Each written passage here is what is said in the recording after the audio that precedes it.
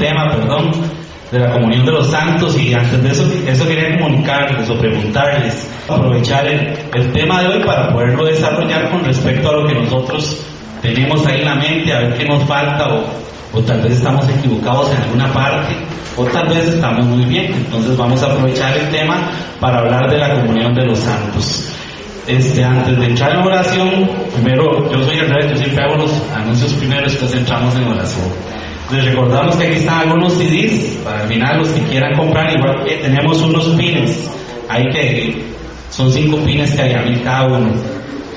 Lo de la rifa de microondas, a que está aquí se le olvidó traer la lista de los nombres de las personas que hayan apuntado, pero igual vamos a hacer la rifa. Si alguien tiene el número acá, se le entrega de una vez, y si no, mañana yo llamo por teléfono a la persona que se lo pega para ponernos de acuerdo cómo entregárselo. Entonces ahora al final hacemos la rifa de microondas. Entonces les voy a pedir que nos pongamos de pie.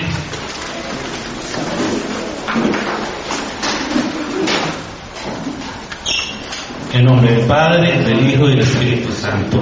Amén. Cerramos los ojitos todos. Te decimos, Señor, que acojas por medio del Espíritu Santo esta reunión, que hoy llegues acá a los 4 costados de este salón, a los 4 costados de nuestro corazón, que te ubiques en cada uno de nosotros, que nos des la sabiduría y el entendimiento para poder entender las palabras que el hermano Eddie nos va a dar. Te pedimos, Señor, por todas las personas que vienen en camino, por los que no han regresado, para que tú los ubiques una vez más en este salón, para poder entender que formarnos es muy importante para el bien de los demás, para todo esto que nos pide parecía de evangelización.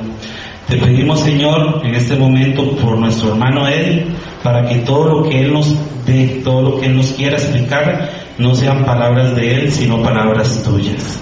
Y a ti, María Auxiliadora, en este día tan especial, en este día que te celebramos, te pedimos también que intercedas por nosotros, que con tu manto nos cubras, que con tu manto veles por cada una de nuestras necesidades. Y todos decimos: Dios te salve María, llena eres de gracia, el Señor es contigo, bendita eres entre todas las mujeres y bendito es el fruto de tu vientre Jesús. Santa María, Madre de Dios, ruega por nosotros pecadores, ahora y en la hora de nuestra muerte. Amén. Y a ti, Padre, también te decimos esa oración que brotó de tu corazón. Padre nuestro que estás en el cielo, santificado sea tu nombre. Venga a nosotros tu reino. Hágase tu voluntad en la tierra como en el cielo. Danos hoy nuestro pan de cada día. Perdona nuestras ofensas, como también nosotros perdonamos a nuestros ofensores. No nos dejes caer en la tentación y líbranos del mal. María Auxiliadora, ruega por nosotros. San Pío Pietrelcina, ruega por nosotros. San Francisco de Sales, ruega por nosotros. Todos los demás santos, ruega por nosotros.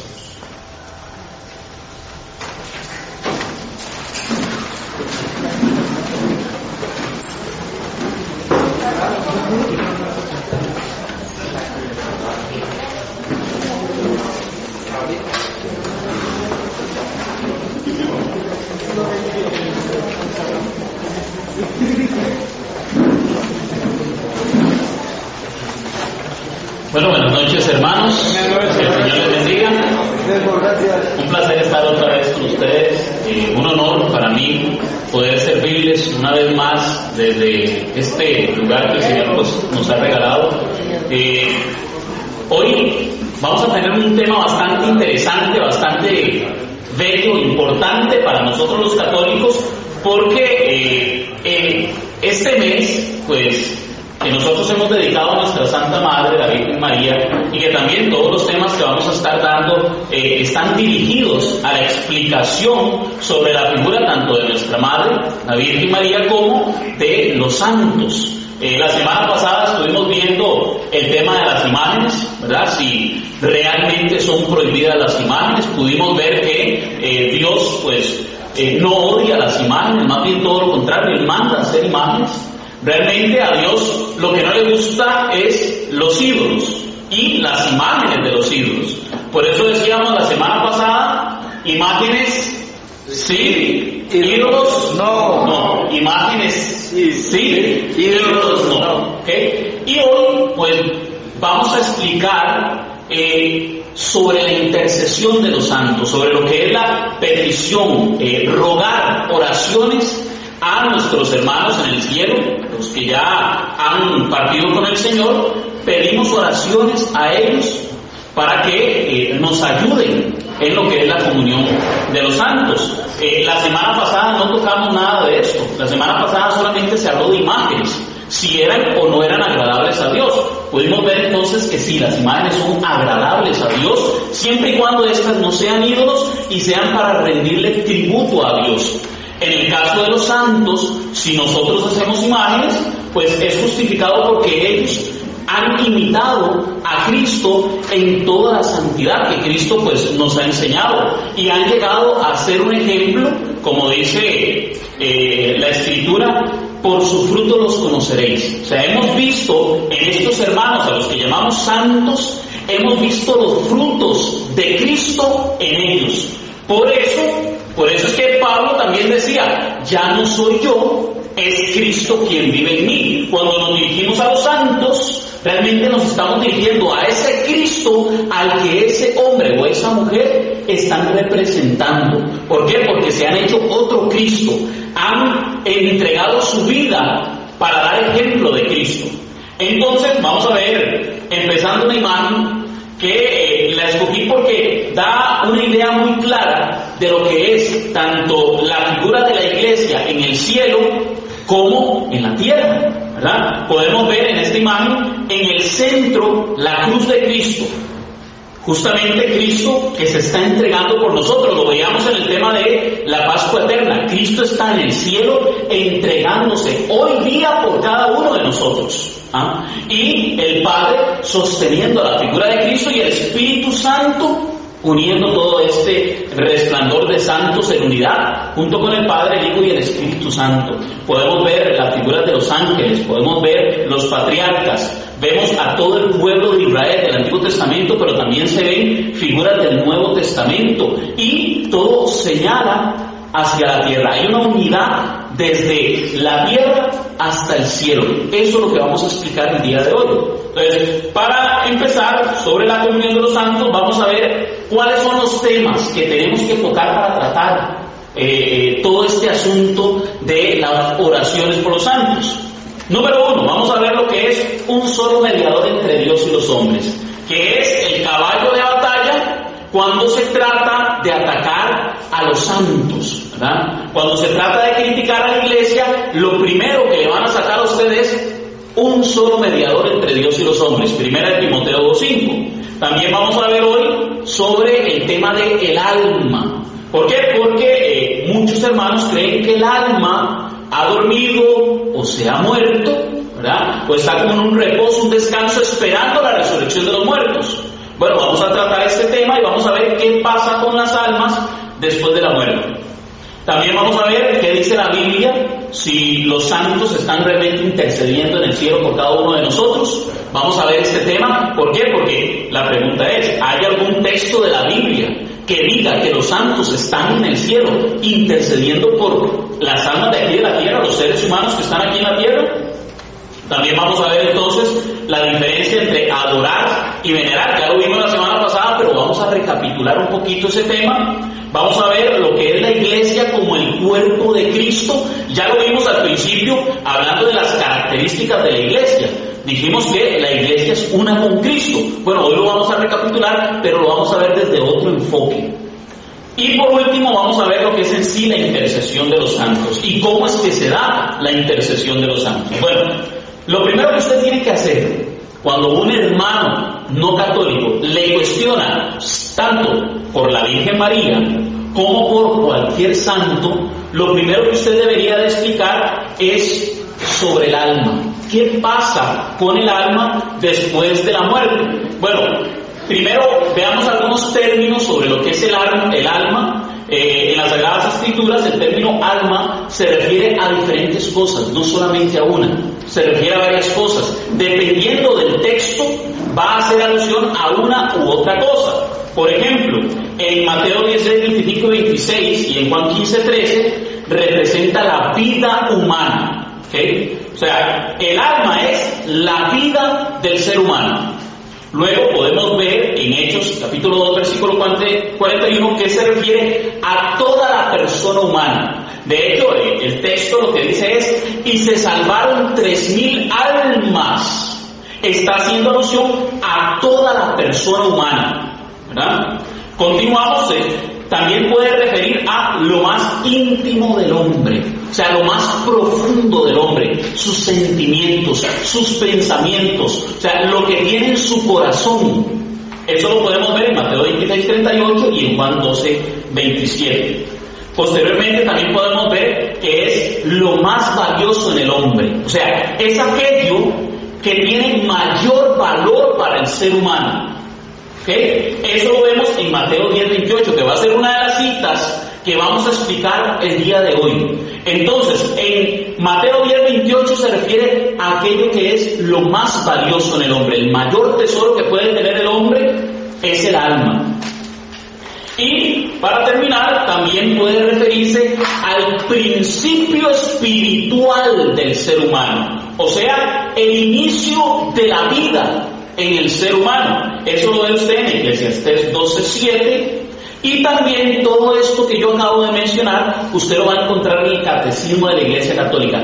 Todo lo que yo voy a explicar el día de hoy está fundamentado, basado en el Catecismo de la Iglesia Católica, un libro indispensable para cualquier católico.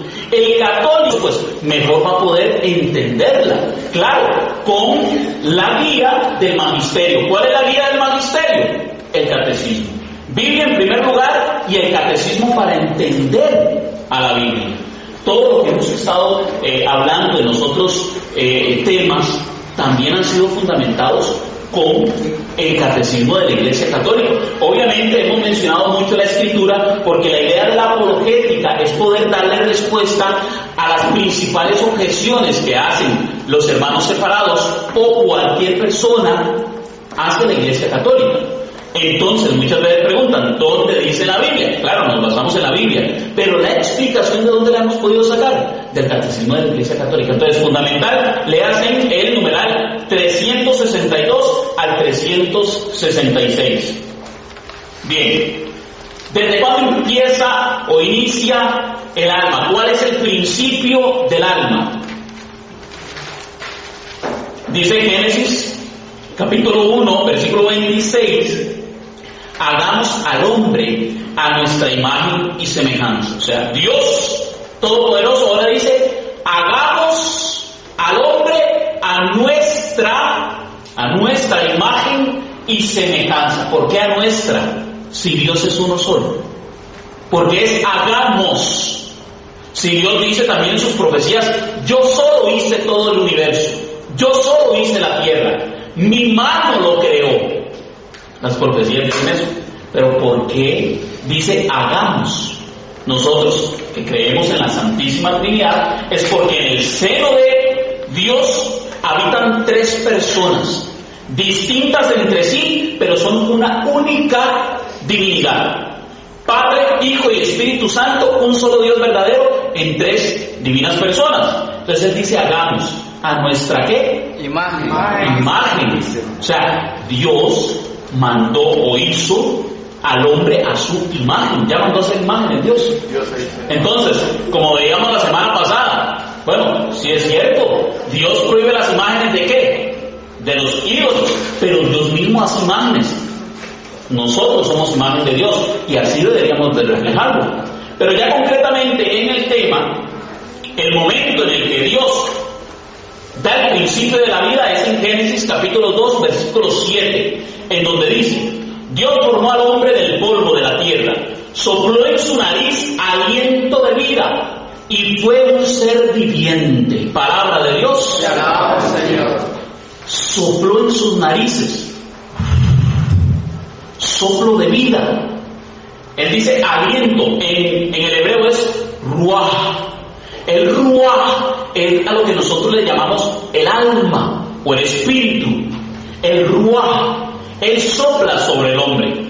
Claro, todo este texto, lo que está haciéndonos es una imagen de Dios como el alfarero. Recuerdan que Dios se presenta en Jeremías como un alfarero que toma al hombre del barro, lo forma y le da vida. Y Él puede transformar ese barro, puede romperlo y volver a hacerlo, ¿verdad? También vemos en Colosenses capítulo 1, versículo 15, en donde nos habla que Cristo mismo es imagen del Dios invisible, ¿verdad? Entonces todo esto es con respecto a la imagen del Dios Todopoderoso, nosotros en su Hijo, que también nos hacemos imagen de Dios, pero principalmente Dios da la vida, el alma, en el momento de la creación. Ahora, ¿en qué momento realmente Dios crea el alma en el hombre? También la Escritura nos da una idea para entender en qué momento Dios está creando al ser humano.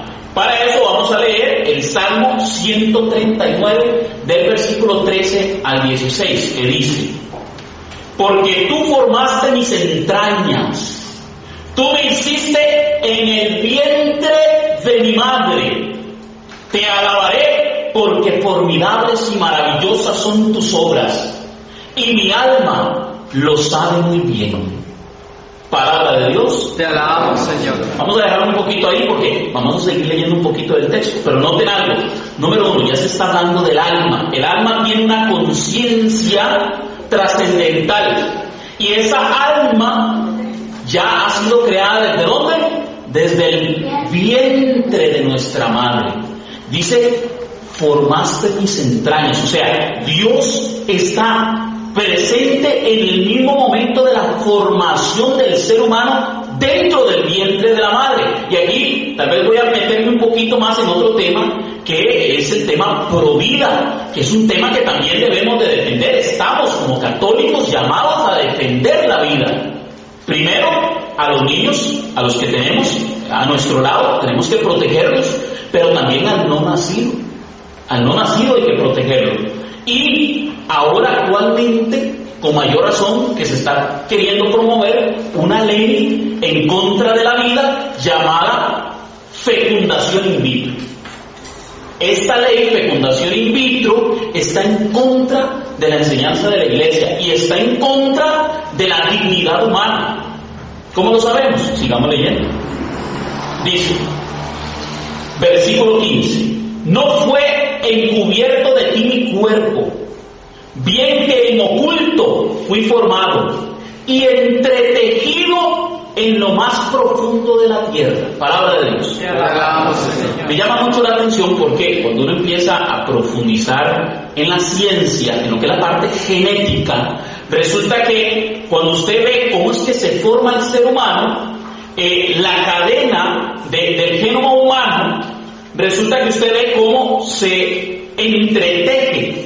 Cada vez que va a formar una célula, primero el cromosoma masculino, el cromosoma femenino son unidos y se entretejen y forman una nueva persona, un nuevo tipo de ADN, que es único, especial. Y usted ve cómo se entrelaza, cómo se une. Y cada vez que va a una formación de las células, usted ve que empieza a entretejer. Me llama mucho la atención la palabra que utiliza aquí la Biblia, ¿verdad?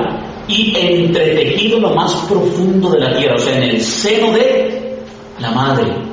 Y oigan lo que sigue, versículo 16: mi embrión vieron tus ojos, y en tu libro estaban escritos todas aquellas cosas que fueron formadas, sin faltar una de ellas. Palabra de Dios. Te alabamos, Señor. Mi embrión vieron tus ojos. A mí hasta que se me pone la piel chinita. En este momento yo estoy que se me paran los pelos, porque yo me imagino en el mismo momento de la concepción del ser humano, cuando el óvulo y el espermatozoide se unen, en ese mismo momento ya Dios tiene los ojos puestos en mí. Ya está empezando a cuidarme, ya está empezando a formarme desde el vientre de mi madre.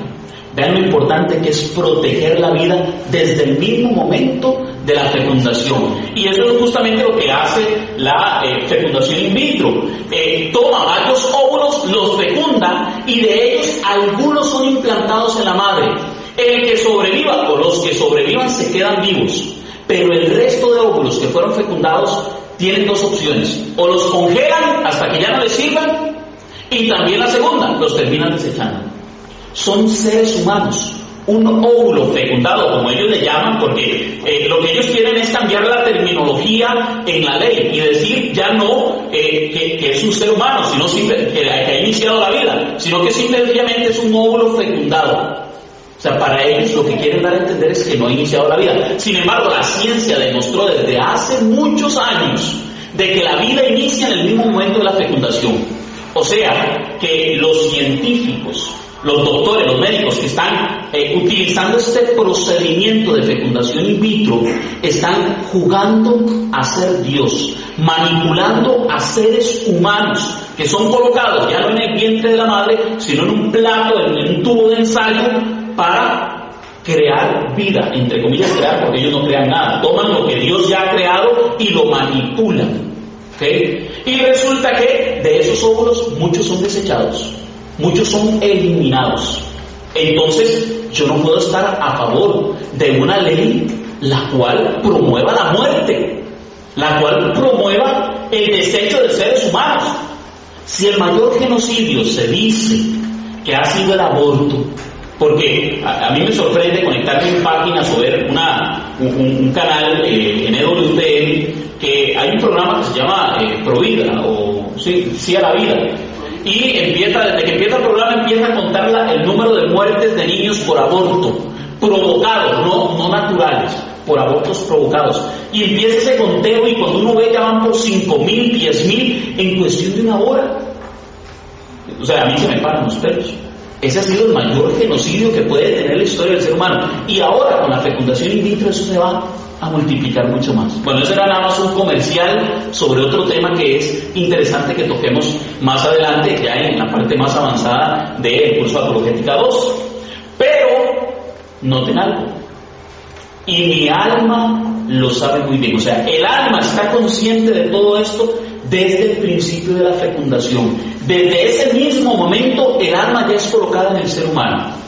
Vamos a ver entonces en las Escrituras qué nos dice la palabra de Dios con respecto a si el alma duerme o muere después de la muerte. O sea, si el alma muere junto al cuerpo, porque hay algunos grupos no católicos, ya estamos hablando de sectas como los Testigos de Jehová, algunos como los Adventistas, por ejemplo, ellos ya creen que el alma muere junto al cuerpo, o sea, queda ahí en stand-by, ¿verdad? Queda fuera, no está pasando nada, no están conscientes de absolutamente nada. Vamos a ver en qué se basan ellos entonces para creer este tipo de cosas. Bueno, ellos utilizan el libro de Eclesiastés en el capítulo 9, versículos 5 y 6. Dice: pero los muertos nada saben, ni tienen más recompensa, su memoria cae en el olvido, también perecen su amor, su odio y su envidia, y ya nunca más tendrán parte en lo que se hace debajo del sol. Palabra de Dios. ¿Qué dice el texto? Ya nunca más tendrán parte en lo que se hace debajo del sol. O sea, ya no hay pensamientos, la persona queda como dormida, y entonces se basan en estos textos para decir que ya el alma está muerta, junto con el cuerpo, ya no hay conciencia alguna. Bueno, sin embargo, recuerden que usted no puede agarrar un libro y sacarlo del contexto bíblico. Recuerden que el Antiguo Testamento, Eclesiastés, es solamente una sombra de los bienes verdaderos del Nuevo Testamento, y apenas está el proceso de conocimiento, o más bien de enseñanza de Dios, a lo que la iglesia le llama la pedagogía de Dios o la revelación progresiva. O sea, Dios va revelando poco a poco. Pero noten algo: si usted hubiera leído el contexto de Eclesiastés, hubiera leído en el capítulo 12, versículo 7 lo siguiente: El polvo vuelve a la tierra de donde vino, y el espíritu sube a Dios que lo dio. Palabra de Dios. Entonces, ¿a qué se refería el texto de Eclesiastés en Eclesiastés 9? ¿A qué se refería? Al cuerpo del ser humano. O sea, el cuerpo, la carne que se convertirá en polvo, la parte animal, digamos así, la parte meramente carnal, es la que va a quedar inconsciente. Pero el espíritu vuelve a Dios, que fue el que lo dio. ¿Ah? ¿Por qué? Porque el espíritu no puede morir. El espíritu, el alma, no puede morir. Es un espíritu. ¿Okay? No puede tampoco dormir. Sin embargo, hay textos en los que ellos se basan para hablar de dormir. Eso lo vamos a ver más adelante. Ahora, vean lo que dice Génesis capítulo 35 para que no quede duda. Para que no quede duda. Raquel, recuerden a Raquel, ustedes lean todo el contexto porque no nos da tiempo, desde el versículo 17 al 19. Pero Raquel llega a morir por medio del parto, ¿verdad? Tuvo un parto muy difícil y ella muere. Entonces dice el texto: al salirse del alma, murió. Palabra de Dios. Al salirse del alma, murió. O sea, que hay una separación de cuerpo y alma en el momento de la muerte. ¿Ah? Eso es lo que ha enseñado la Iglesia toda la vida. Pero algunos no lo han entendido así. Ahora, la cuestión es que muchos de esos van a llegar y van a decir: sí, pero es que ahí quedó como dormidito, se separó, pero queda ahí esperando la resurrección de los muertos. Bueno, vamos a ver si eso es cierto. Vamos a ver si en la Escritura se dice en el Nuevo Testamento si la muerte hace que el alma quede dormidita. Para eso vamos a estudiar Primera de Tesalonicenses, capítulo 4, versículo 13 en adelante. Este texto lo utilizan muchísimo los hermanos separados para hablar de que el alma está dormida. Vean lo que dice 1 Tesalonicenses 4, 13 al 14. Tampoco queremos, hermanos, que ignoréis acerca de los que duermen, para que no os entristezcáis para los otros que no tienen esperanza. Si creemos que Jesús murió y resucitó, así también traerá Dios con Jesús a los que durmieron en Él. Palabra de Dios. Okay. Vamos de nuevo, vamos a recapitularlo un poquito. Dice: para que no ignoréis acerca de los que duermen. ¿Qué significa la palabra dormir? ¿Alguien sabe? Dormir. ¿Qué hace usted cuando va a ir a dormir? Va a ir a descansar. ¿Ok? Entonces, cuando la palabra dormir dice descansar, o sea, lo que te refiere es que esas personas ya descansaron. ¿De qué? De esta vida, de los sufrimientos de esta vida, de lo que padecemos aquí en la tierra. Entonces, han descansado, esa alma descansó. Y noten algo, porque el versículo es claro. Dice, así también traerá Dios con Jesús a los que durmieron, no con Él, porque Jesús no está dormido. A los que durmieron en Él, a los que descansaron ¿en quién? En Cristo Jesús. O sea, los que están en ese descanso eterno. Entonces, el texto no nos está hablando de que están las almas ahí echándose un sueño. No, ¿verdad? No están, el alma no duerme, es un espíritu, los espíritus no duermen. Nosotros dormimos porque estamos en una condición humana, caída, pero eso no es el plan de Dios. Entonces, lo que tenemos que hacer es una comparación de los textos de Pablo. ¿Por qué? Porque el que escribe esto es Pablo. Vamos a ver si entonces Pablo realmente creía que nosotros nos dormíamos después de la muerte. Eso lo vamos a ver en Filipenses capítulo 1, versículo 21 al 23. Porque para mí el vivir es Cristo y el morir ganancia. Pero si el vivir en la carne resulta para mí en beneficio de la obra, no sé entonces qué escoger. De ambas cosas estoy puesto en estrecho, teniendo el deseo de partir y estar con Cristo, lo cual es muchísimo mejor. palabra de Dios. Te alabamos, Señor. ¿Qué dice Pablo? Que él tiene deseos de partir. ¿Por qué? Porque para él el morir Es ganancia. es ganancia. Él sabe que si muere ya se va con el Señor. Si él estuviera dando a entender que va a ir a dormir, no estaría diciendo que está en estrecho, porque si no sabe que va a tener que esperar hasta el día de la resurrección. Pero no, Pablo, ¿qué dice? Dice, pero si el vivir en la carne resulta para mí en beneficio, ¿a qué se refiere en beneficio para él? Porque él va a ayudar a salvar muchas almas. Él va a proclamar el Evangelio, va a enseñar la palabra de Dios y muchas personas se van a convertir. ¿Y qué dice la palabra de Dios? El que convierte a un hermano se le perdonan multitud de pecados. Eso está en Santiago capítulo 5, por si alguien quiere leerlo.